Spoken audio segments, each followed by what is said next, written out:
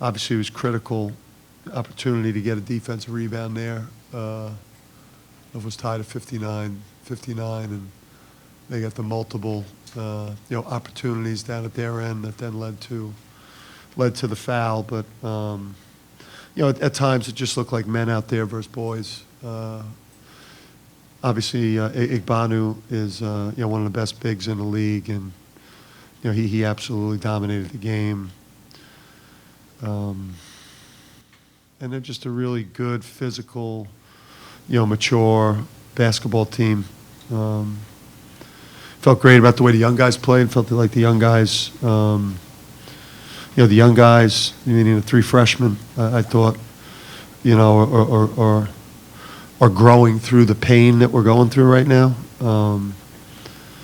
It's hard to grow without pain. So those guys they're growing through the pain. I thought Gaffney, Cook, Book, all showed, an ability to eventually turn these types of games into victories, along with Brendan and Sid. So the two sophomores and the three freshmen, I thought were our best players today, and they gave us, the type of effort that we could have definitely won with.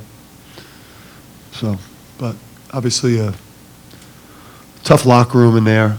Don't think I've ever seen a team go through a 4-game stretch like this. With that in mind, is the message the same after each of these games? You have to alter it a little bit, and just kind of how you express it. You want them to keep going, but after a while, maybe it's tough to hear. I don't know. You change it a little bit? Or? No, you know what? I think it isn't, because the message is to them is that it's not showing up. Parcells, right? The Parcells, you are what your record says you are. Obviously, our record indicates that we're not a good team. We compete like a good team. We're resilient like a good team. We've been really playing NCAA caliber defense, kind of like a good team. We just at the offensive end, just have so many deficiencies and flaws that great effort, toughness, grit, can't make up for not having the ability, to just have a guy or two that down the stretch of a game just can take over. Obviously, we've got to develop that, recruit that, and try to find that guy this year so we can turn some of these brutal losses into. But the message to these guys this year is, young guys, you're going to get, that we all need you to kind of help us. You're all helping us build something here every day. And even though we've had these brutal losses, these older players, they're helping to change the program. It's not showing up in wins and losses, and this has been a brutal ass period, man. But the toughness, the resolve, the resiliency, the way we're showing up for practice, these are the building blocks of what's eventually going to turn into a championship level program. Obviously, these older players may not get a chance to experience that, but that's what we're building with the guys that are obviously younger. You've had Gaffney out there last couple of games in key situations at the end.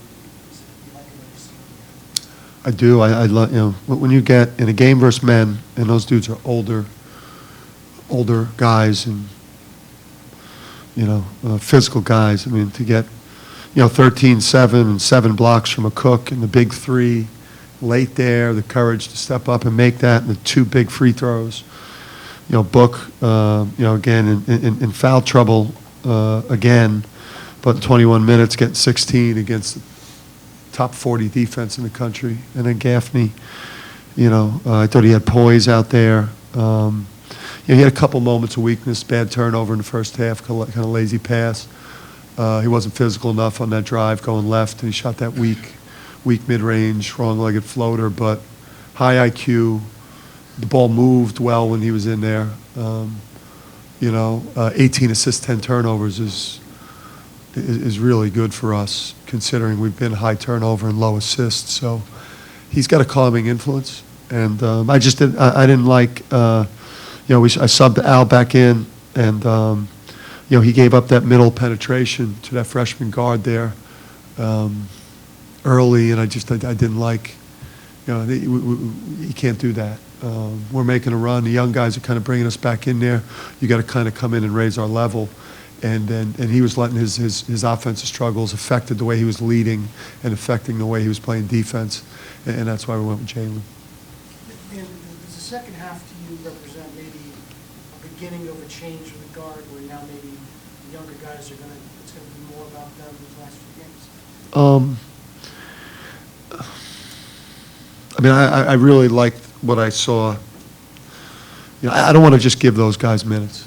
So if Jalen was tentative and I really like the way he guarded today too. He's come a long way at that end of the court. But like people keep themselves on the court or they play themselves off the court, and he's the least physically developed of the three guys. But yeah, listen, we this year is about, again, developing an identity, a toughness, a resilience as a program, a competitiveness that we're going to put ourselves in position, to win every game that we play, because we're going to be gritty and tough. And, and then the other part of it is, we obviously have to develop these young guys, freshmen, sophomores, so that, and the juniors that'll be back, to turn these brutal losses into big-time seasons, which is coming soon.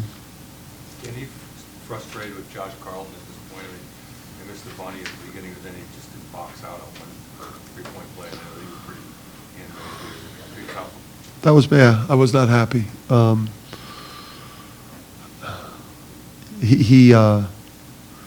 Listen,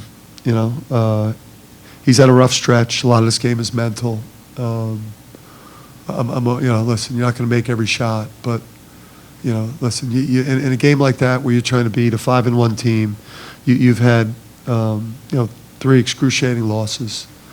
A play like that offensively, a weak finish at the rim, it was disheartening. And then, their player missing a shot. We're playing great defense, missing a shot, beating them to the ball for 3-point play. That was, I can't tolerate that. Listen, if you're going to get, we got our ass kicked at center today. And so you can't lose a battle positionally that badly. I'm upset. Josh is better than this, but it's also my fault that he's not playing better. So I've got to figure out a way. We're talking to the future a lot, and obviously we're going to have an identity, but what are you telling Al and Christian in the locker room after games like this specifically?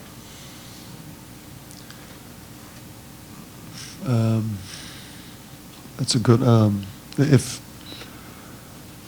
listen, if you're a freshman or your best players, if you're freshmen or your best players in a game versus a 5-1 conference opponent, home or road, it's going to be hard for you to win. It's just, it's going to be hard for you to win. So, we need them to play better. They've got to make more shots. I thought Christian got away from his shot selection today. I think he didn't get tight to the line a couple times. He took some bad mid-range pull-ups. At the end of the day, if you don't, 5 for 22, with those guys in the game, it's going to be hard for us to overcome and win with the type of shooting numbers against anyone we play in conference. So we obviously we won't win many more games this year if they don't play better. So we're obviously going to support them and live in the gym with them, and and obviously get them ready to play Temple on Wednesday. But in their senior year, if these guys want to go out with a winning record, or having an opportunity to climb up in the standings, like, we got to play better. We got to make more shots. Got to make less mistakes. It's kind of cut and dry when you're in your fourth year and older. And you kind of find a way to get a Cook involved offensively today? Yeah. The thing with a Cook is, he was better with cutting, he just, obviously his defense today, he got bullied a couple times by Banu, but those 7 blocks were, they were pretty impressive. He's learning when to cut, how to cut. He's really at that end of the court. I mean, we're starting from scratch and trying to build it from there. But, I thought he's got a clean stroke from 3. When he learns how to cut, when to cut, how to slash to the offensive glass, like he's eventually going to be, by next year, this guy he'll be the offensive weapon that he looks like he's got the potential to be. But you could see he was better today.